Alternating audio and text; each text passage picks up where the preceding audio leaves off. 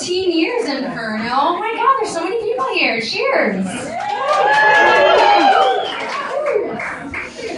Oh, freaking winter. I lie to myself all the time about saying I'm going to keep on getting better about losing weight. I think I'm going to maybe just get a little more strategic about lying to myself, be more realistic. Like, tell myself I just want to be able to fit back into my size small Spanx.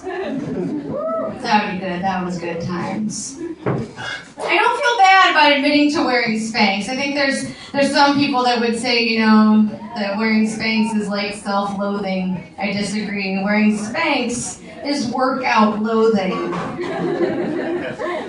There's no shame in wearing Spanx. There is actually some fear of peeing my pants as I realized I got dressed without an exit strategy. I'm pretty much trapped in here. But it's worth it if I can look good. I think we can. Woo, Kitty the Roo! Woo! Lovely, right?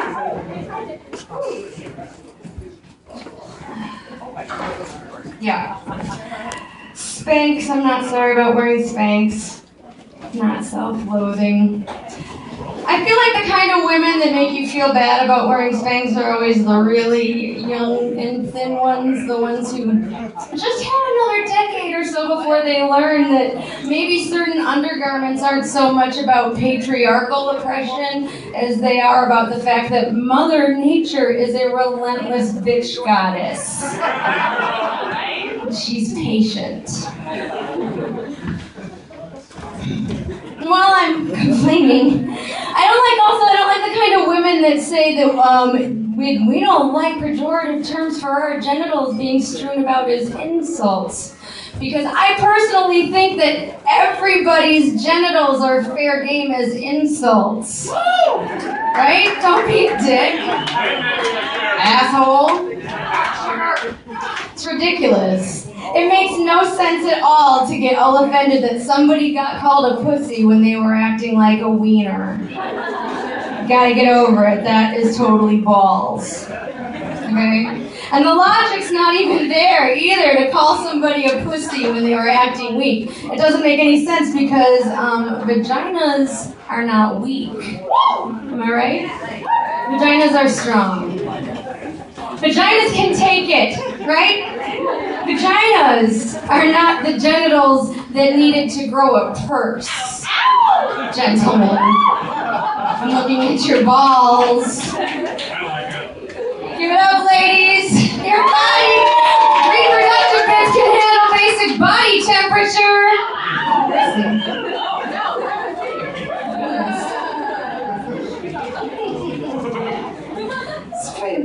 2013's almost over. I had a good year. Do you guys have a good year? I had a really good year. Give it up for my husband. We had our 10th anniversary this year. Pretty awesome. I don't know what the secret is. I know we're pretty like independent operators, you know, kind of autonomous.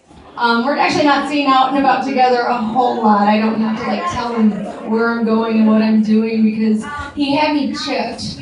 So he can just track no matter what.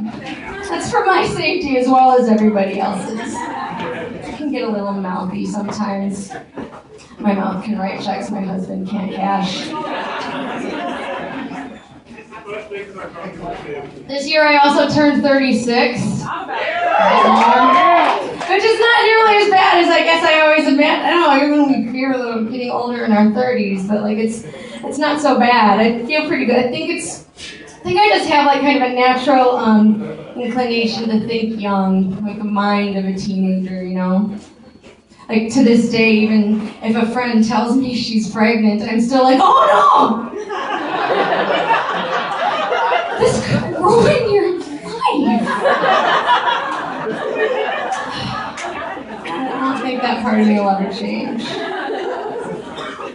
Trying to get it together a little bit though. I'm trying to.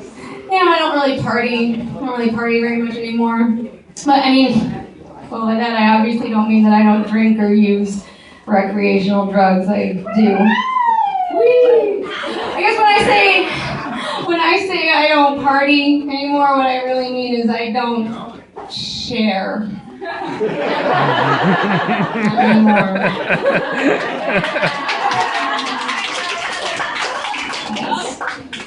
So, having said that, it will surprise none of you to hear that I have dropped out of graduate school. Thanks very much. Graduate school is stupid, and it was ruining everything. So I quit. Now I'm doing stand-up comedy. Plan A was I was going to get my PhD. I was going to, save the world with these empowering, comprehensive sex education programs, stir the pot. But I quit. I'm not doing that anymore. Forget it. So I'm recalibrating those career goals now that I'm in comedy, and I think what I'm shooting for is to get Ann Coulter to call me a godless whore. Because, ultimately, my big picture goal hasn't changed. I just want to make my dad proud to be ashamed of me. Yeah. That's all any of us want, right?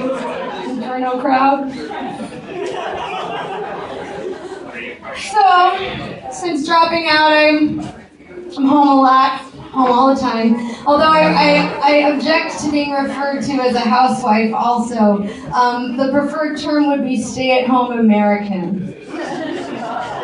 Housewife implies some domestic aptitude that is not, that doesn't happen. I don't know how to properly clean a bathroom.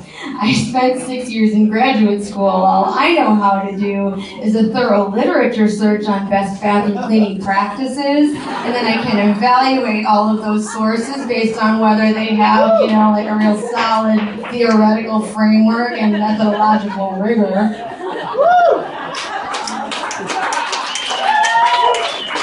Oh my God. My husband hates sitting through those PowerPoint presentations. I don't know, I guess the saying is true. They say you can take the girl out of the graduate program, but you can take the Adderall from the girl when you pry it from my cold, dead hands.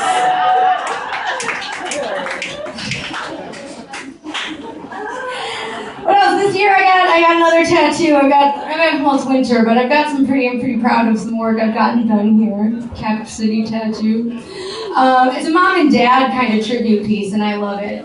I got it because my mom and dad are always telling me that they're praying for my soul. Have their friend the priest say a whole church service in my honor sometimes, and so I just wanted to express my love for them in a way that would make them equally uncomfortable.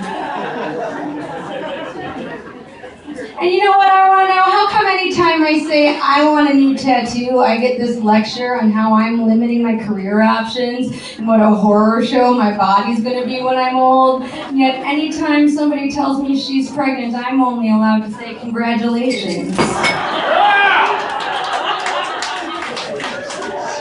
Thanks a lot, you guys. I'm Pushy Muldowney. Happy anniversary, Inferno. Don't forget for Pushy Muldowney.